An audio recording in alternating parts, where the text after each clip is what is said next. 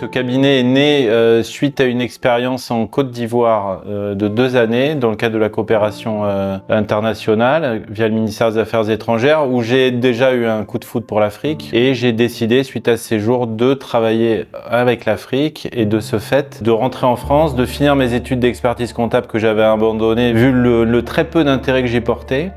Et j'ai décidé de reprendre ces études spécifiquement pour l'Afrique, donc on peut dire que cette rencontre avec l'Afrique a été déterminante pour la création du cabinet.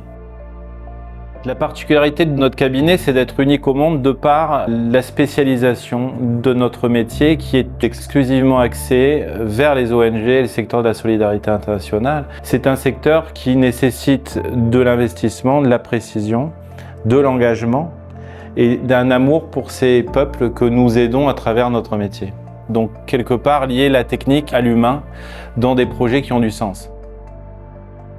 Ce que j'ai envie de dire aux donateurs, c'est qu'il faut choisir sa cause, il faut apprendre à connaître les organisations que l'on finance pour justement apprécier leur degré de transparence. Le problème, c'est que ces données sont difficilement appréhendables par le donateur et qu'il faut justement que des professionnels du chiffre puissent permettre de faire ce trait d'union entre ces donateurs et ces ONG pour justement faciliter la confiance et faciliter le financement de ces actions.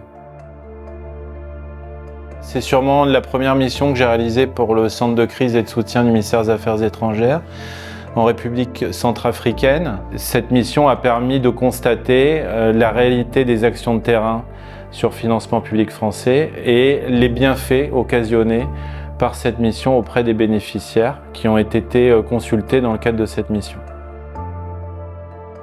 Le cabinet aujourd'hui est encore à taille humaine, une dizaine de collaborateurs, mais très spécialisé. Mon rêve serait que le cabinet se développe à l'international sur les prochaines années, mais tout en conservant son ADN.